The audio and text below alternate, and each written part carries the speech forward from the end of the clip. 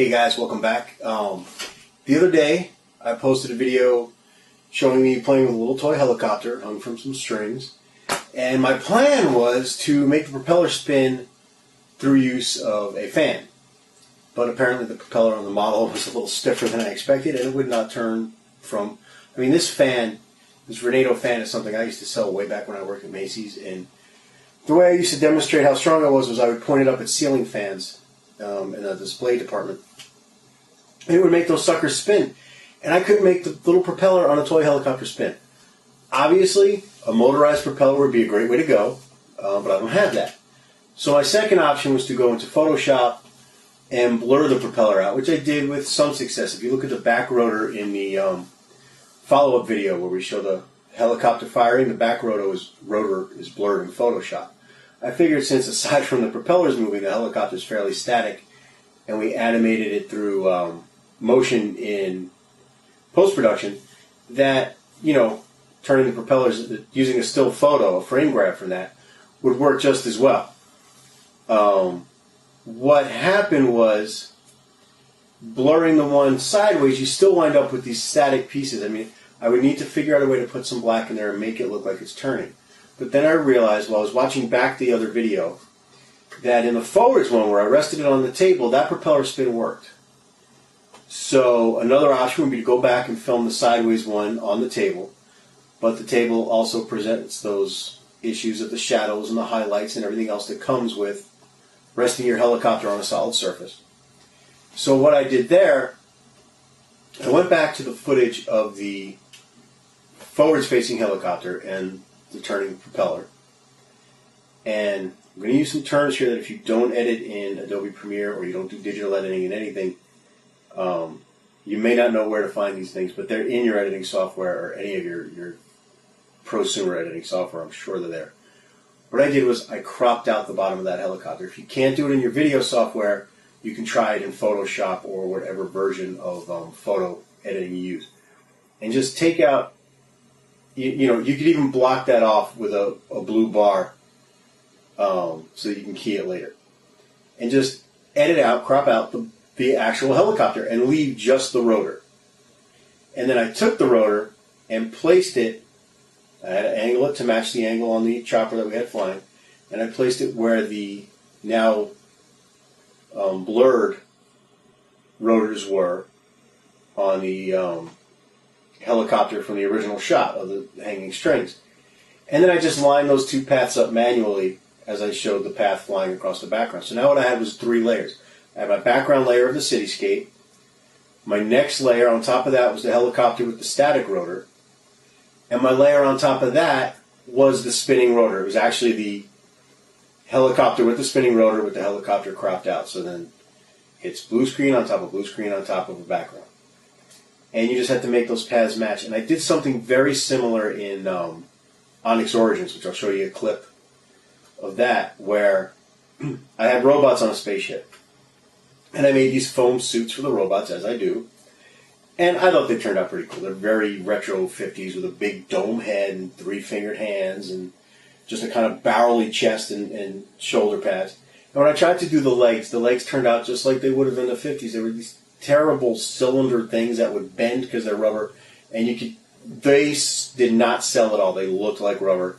Not to mention that I had to come up with some kind of cod piece for the legs to go into. I didn't cut the tops of the legs. The legs just did not work out. And I didn't have the means to give myself caterpillar tracks, which would have been fantastic for robots, especially that style that I was going for, that retro style. So what we did instead was I took a Solo cup, a regular college beer party plastic cup, and spray painted it silver, got some drinking straws, glued them to the sides, made a little piece hang off the back. Basically, the ones on the sides are supposed to be like kind of little jets or propulsion units. And I took some shots of that in front of a green screen, using the method we did for the front-facing helicopter. I put it on top of a little green box and took pictures of it.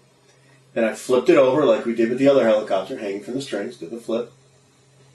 And I took my robot shots where we filmed me in the robot suit in front of a green screen and just doing very basic movements. And whenever the robot was on screen, we'd either only show him like I am now, right? Chest up, the head and the arms. When we did a full shot, every so often, he'd be hovering. And what I did was I cropped off the legs, so it's green screened, cut the legs off, and then took that solo cup, flipped it over, put it under him. And he's kind of, his bottom half is this floating rocket unit that he hovers around in. And I thought it played pretty well on screen. I mean, we had to then match the motion, and what we did was once we had them scaled correctly, then it would be, we'd animate the motion of the robot character, because again, all the movement, the head and the arms was me, but him floating in one direction or the other direction or towards the screen or away from the screen was all done using the motion part of the effects in Premiere. And so I would animate one section, and then I would just copy that motion, paste it onto the other section, so that they would float together. Trying to do it manually is a little bit more difficult, but it can be done. And what I like about this is it's basically an optical effect. We use a digital machine to do it now, but it is something that could have been done and would have been done in movies in the 60s and 70s, and you know, so it has that retro look to it. Even though we're using, you know, more modern equipment like the computer to do it, it's something that would have been done with like a black cloth around the actor on the bottom half before, and then this animated piece in front of him. So it's not something that was unobtainable. It's not a CG kind of effect, even though we use a computer to put these two practical effects together. They would have been put together optically back when people shot on film. And I kind of enjoy still working in those methodologies that would have been used back when the movies I'm trying to emulate were made. So if I'm going to make a movie, it doesn't necessarily take place in the 50s or 60s or 70s or even the 40s. You know, I like going back to film noir and stuff like that. If I'm going to make a movie in that style, I try to, as often as possible, use an effect system that they could have used then.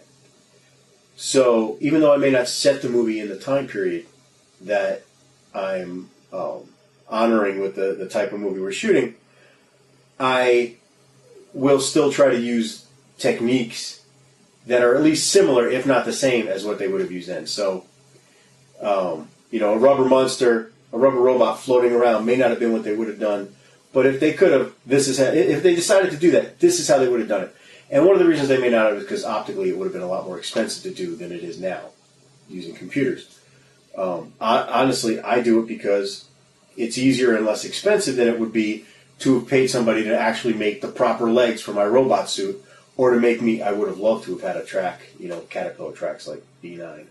And honestly, that may be the next thing we try when we do a robot again, is to use that same method of cropping out the actor's legs and putting in a different thing, and maybe use either a remote control tank or something that we can, or a stop motion tank that we can add those treads in.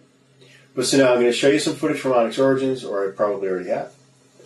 And I'm going to post now. I did post just a couple of days ago video of the helicopter with the rotor spinning, firing rockets. And I'll show you some footage of it flying over the city.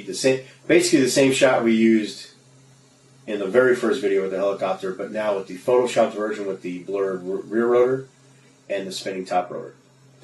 And we'll be back in a couple of days with something new. Not sure what. Very, very soon I hope to bring back Johnny Pitchman and Pratt. If you don't know who they are, look in here for the Johnny Pitchman videos. There should be a playlist for Johnny Pitchman. And for Pratt, there should be a playlist for The Simplest Things. He's an alien stuck on Earth, and he doesn't know how anything works. Please subscribe. Tell your friends to subscribe. And when you get a chance, head on over to Amazon and check out some of our feature films. Stop Dead, Savage just got put up there. Fantastic movie with Debbie Rochon and my dog. And I say it's fantastic because I love my dog. Alien Vengeance 2, and very, very recently a 90-second short, Alien Vengeance Bad Morning, was added to Amazon. That is free with ads or Prime, whichever way you want to watch it. So if you don't have Prime but you want to see one of the movies on Amazon, that's the way to do it. And that's it. We'll be back in just a couple of days. Keep watching. Thanks. Bye-bye.